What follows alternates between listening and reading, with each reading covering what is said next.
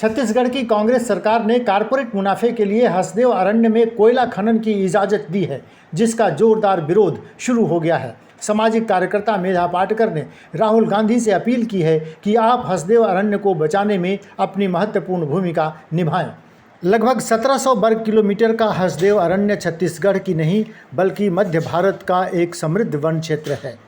यह जैव विविधता से परिपूर्ण एवं वन्य जीव संरक्षण अधिनियम की श्रेणी के 21 महत्वपूर्ण वन्य जीवों का रहवास और माइग्रेटरी कॉरिडोर भी है। यह वन क्षेत्र छत्तीसगढ़ की जीवनदायिनी नदी हसदेव का जलागम क्षेत्र भी है, जिससे 4 जिलों की कृषि भूमि सिंचित होती है। अपनी इन्हीं विशेषताओं के कारण इस संपूर्ण वन क्षेत्र को वर्ष 2010 में खनन से मुक्त रखने का निर्णय करते हुए इसे नो गो क्षेत्र घोषित किया गया था। लेकिन छत्तीसगढ़ की कांग्रेस सरकार ने भी सिर्फ कारपोरेट मुनाफे के लिए इसे खोलते हुए कोयला खनन की इजाज़त दे दी है। हसदेव अरण्य छत्तीसगढ़ को अपने मूल स्वरूप में बनाए रखने के लिए सामाजिक कार्यकर्ताओं ने अभियान चलाया है। इसी अभियान के तहत हुए समावेश में NAPM की मेधा पाटकर और समाजवादी विचार के निर्दलीय विधायक डॉक्टर सुनीरम भी शामिल हुए। अडानी आपसे डर गए हैं, अडानी आपसे डर गए हैं। उनको लगता है कि उनका बल केवल धन का बल है, क्योंकि वो रोज की कमाई करते हैं 1000 करोड़ की। 1 करोड़ मतलब 100 लाख। वो 1000 करोड़ रुपया रोज कमाते हैं। पैसा बोलता है, पैसा बोलता है, तो उनके लिए पैसा बोलता है। हमारे यहाँ खदान नहीं खोलना चाहिए, फिर भी सरकार पता नहीं जबरदस्ती कैसे हमारे हसदेव क्षेत्र में खदान खोला थे। हम गांव के रहोइयान, जंगल झाड़ के जवैयान, हमन अदानी कंपनी में नहीं रहन, ना हमन वहाँ के पैसा लेन, ना हमर धरती महतारी के कर्जा ला देन। हमर धरती हमर महतारी है, हमन ओकर कर्जा ला कैसे देबो? हमन ओकर लोग लइका हमर धरती के साथ, हमर महतारी के साथ ना इंसाफी कैसे होए देब? हमन ओकर छाती के गोरस ला पिए हन, तो हम अपन महतारी के कर्जा ला कैसे छीने देबो? तो अदानी कंपनी ला कैसे देबो?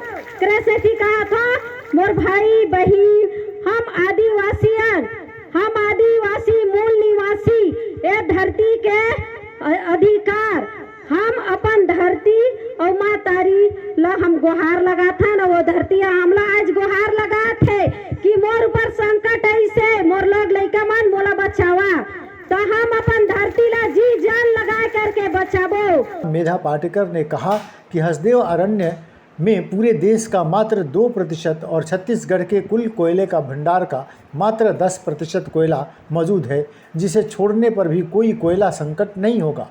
देश के कुल कोयले का भंडार 3.2 लाख मीट्रिक टन है और हमारी ज़रूरत प्रतिवर्ष मात्र 2000 मीट्रिक टन है।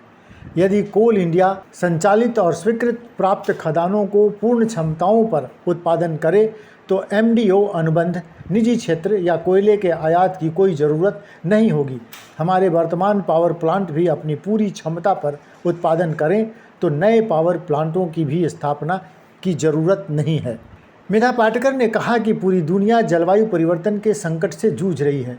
जब धरती पर जीवन का अस्तित्व ही खतरे में है, उस स्थिति में हम हसदेव अरण्य जैसे समृद्ध वनों का विनाश कैसे कर सकते हैं। COP26 में सभी देशों ने कोयले के उपयोग से पीछे हटने का संकल्प लिया है, जिसमें हमारे प्रधानमंत्री ने भी वर्ष 2030 तक 50% ऊर्जा की ज़रूरतों को वैकल्पिक स्रोतों से पूरा करने का निर्णय लिया है। उस पर अमल करने के बजाय नए कोल ब्लॉकों को सहमति देना सत्ता का दोहरा रवैया प्रदर्शित करता है। लगभग 1700 वर्ग किलोमीटर का हसदेव अरण्य छत्तीसगढ़ ही नहीं बल्कि मध्य भारत का एक समृद्ध वन क्षेत्र है।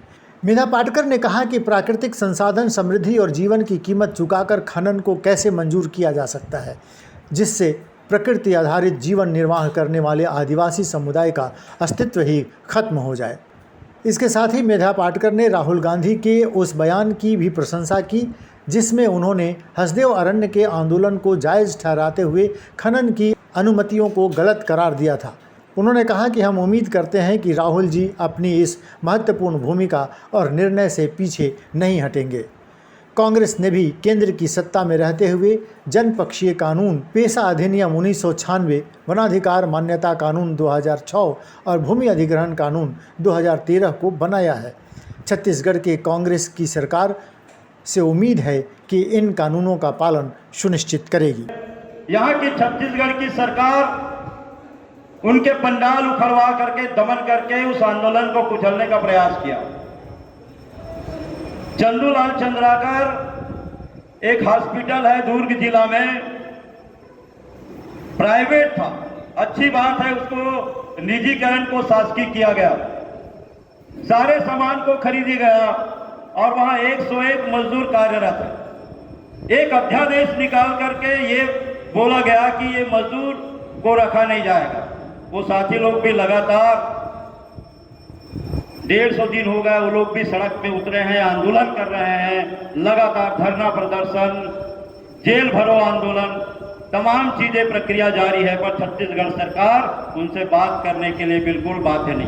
कांग्रेस विपक्ष में रहते हुए सारकेगुड़ा से लेके एडसमेटस तमाम फर्जी एनकाउंटर की जांच और कार्रवाई की मांग करती थी और सत्ता में आने के बाद 2 साल होने को है, लेकिन सारकेगुड़ा की न्यायिक जांच आयोग की रिपोर्ट पे कार्रवाई नहीं कर रही है।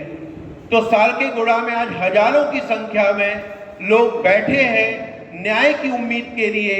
आज इस मंच से हम उन संघर्ष को भी समर्थन देते हैं, उनके साथ हैं, सारकेगुड़ा के साथियों के साथ हम सब खड़े हैं। और बस्तर के अंदर जितने भी निर्दोष लोग मारे गए हैं सुरक्षा बलों के द्वारा, उन सभी की जांच रिपोर्ट पर कार्रवाई की मांग हम इस सम्मेलन के द्वारा करते हैं। ब्यूरो रिपोर्ट, विमर्श न्यूज़।